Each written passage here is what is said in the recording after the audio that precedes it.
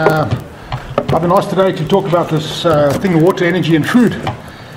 And let me ask a couple of questions first. Do you realize that for every litre of beer we drink, it takes about 340 litres of water to produce that? That's the virtual water value of beer. And last week I was speaking to a chicken farmer, and he informed me that to slaughter one chicken takes 16 litres of water just in the slaughtering process. That's nothing to do with the feeding of the chicken to take it to the point of slaughter.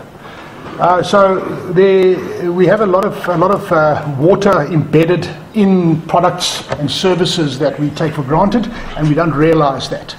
And I'm going to unpack that today, because in South Africa we have a number of strange situations that are occurring. One being that we have the largest city in the world, the great big urban conurbation about to become a mega city that is not built on a river, a lake or a seafront, but built on a watershed divide.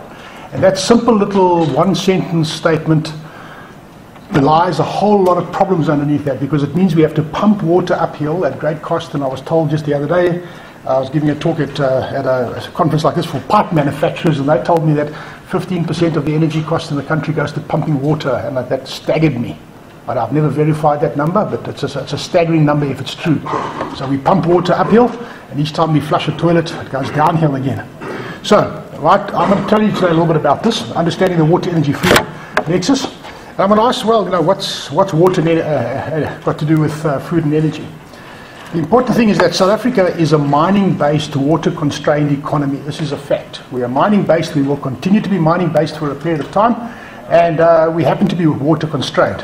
In fact, as a nation, we are a remarkable people, because we've developed one of the most diversified economies in the world for the kind of ecosystem we're embedded in. As I say, we just built this great big mega city that was never planned, never thought about. It was a hectic, chaotic kind of process. When they discovered gold in 1886, no one ever sat down and planned it out. To this day, we still haven't got the great big master plans that the other big cities of the world have. So we are reaching a point now where we are crossing through a threshold. We are reaching the end of a paradigm, and I'll tell you about that now. We're entering a new paradigm, and because of that transition, the paradigm defines assumptions, the paradigm defines a framework of logic on which we make decisions, and that framework is no longer going to be valid. And I heard the Eskom speaker earlier on talking about the difficulties in raising capital. Well, part of the problem raising capital, I'll explain now why that is, because we're changing paradigms, and the people that don't want to lend us money understand the new paradigm. And I'm going to make a startling prediction here, and I hope I'm vaguely right in this prediction. And I'm going to suggest that in the next 3 to 5 years, the economics of water, energy and food are going to change in a dramatic way.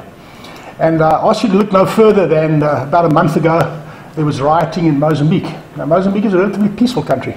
I know Mozambique very well. I spent a long period of my life in Mozambique. At the end of the Civil War, I was there trying to end the Civil War. And I've got a very, very close affinity for the Mozambican people, and they're generally very peaceful people. And what happened all of a sudden, out of the blue, unpredicted, bingo, there's a great bunch of riots, people are shot. And what is the underlying fundamental cause of the riots? Water, energy, food. A sudden increase in the price of water, energy, food. Governments can't control these things. People look to government and say, well, we can't pay these things, and all of a sudden you've got angry people on the street. So we don't want that to happen. But my prediction is that these three things are going to change, whether we like it or not, and we can either be responsive to it, or we can react as a result of it. Okay, what is this water problem? Is it a South African problem, or is it a global problem? You're all familiar with seeing maps that are mostly political maps. They show you the political borders of the country with some physical features. Well, this is a map of the world showing river basins, and it's superimposed onto your international political borders, just to give an indication. Red is bad. Red means that there's far too much water, far too many people with far too little water. But the important thing is, in 1990, you'll see that a large chunk of the world, particularly the Middle East, North Africa region, the so-called MENA region, was highly water constrained. But you'll also be surprised to note that the United States of America, the Colorado River Basin, the most litigated river basin in the world, is water constrained. The Mexicans got a bit tense at that point in time, because the Americans let through a tiny toxic trickle of water at the end of the Colorado River. It no longer flows into the sea. You'll also see parts of South America are like that, great parts of India.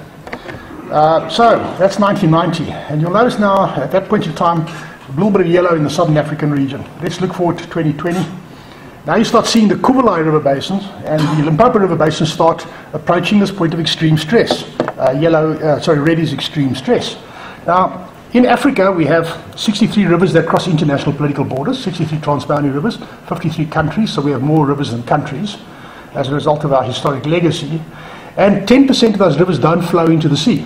People don't generally realize that.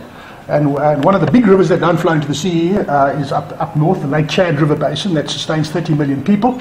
And we often hear on television about the Darfur crisis, and we don't ask, well, what are the drivers of the Darfur crisis? And that is to do with the desiccation of Lake Chad. So Lake Chad is losing water. People are being pushed off the land because there's no more way to sustain themselves. So these are African migrants. They migrate up north where they start meeting Arab people of Islamic faith, and you now get this clash of cultures, and bingo, you have this festering thing called Darfur. So that's what it looks like in 2020, which is not too far into the future. Now let's start looking 2050, and you start seeing now that the Orange and the Limpopo river basins, the two river basins that cover a major portion of South Africa, that underpin South Africa's economy. What most people don't realize is that our national economy is based on the national hydrology. And work I've been doing in the last year specifically has been linking the hydrology and the economy together, and I'm deeply involved in that at the moment with the financial services people and people that manage your pension funds. So they're starting to understand this, and that's very exciting to be involved in. But now we start looking 2070, and suddenly Southern Africa starts looking like the Middle East, North Africa. So the important thing is this is a global phenomenon. It's not a South African phenomenon. It's an absolute global phenomenon. And what we've done up to now, we've grown our economy very rapidly by being very clever. We've got amazing engineering skills, or we had amazing engineering skills in the country. We've lost most of it now, but we've had amazing engineering skills, and we've pushed rivers around. We've dammed them, and I'll give you some numbers now just to show you how we've done it. But the important thing is that change is happening, and there's big changes being driven by population growth, and the volume of water on this planet is roughly the same as it was when dinosaurs roamed the Earth. And when you clean your teeth this morning, at least one molecule that you swallowed went through a dinosaur's kidney 63 million years ago, just before the mass extinction. These are facts. These are facts. I'm a scientist. I work only with facts. So I ask you to ponder this, okay? These are some stunning numbers. Now, these numbers come out of the financial sector after the 2008 global economic crash. When the global economic crash happened, some of the big stockbroking firms started asking questions. How come these companies had embedded risk in them, and they were traded with embedded risk, but they were never reported? So a lot of my work right now is with the financial services people, and they are very, very jittery about trading shares that have got embedded risk. So at the moment, I'm helping the stockbroking people understand how much undeclared risk is in the share portfolio that they have on their pension funds. And it's a very interesting concept. But nonetheless, this comes out of Wall Street, the post 2008 crash, when they started looking at water suddenly as a problem. And they came to the startling conclusion that by 2025, 1.8 billion people are going to be living with absolute water scarcity. And I'll give you the benchmarks now. But look at this number. Two-thirds of the entire global population is going to be living with absolute water stress.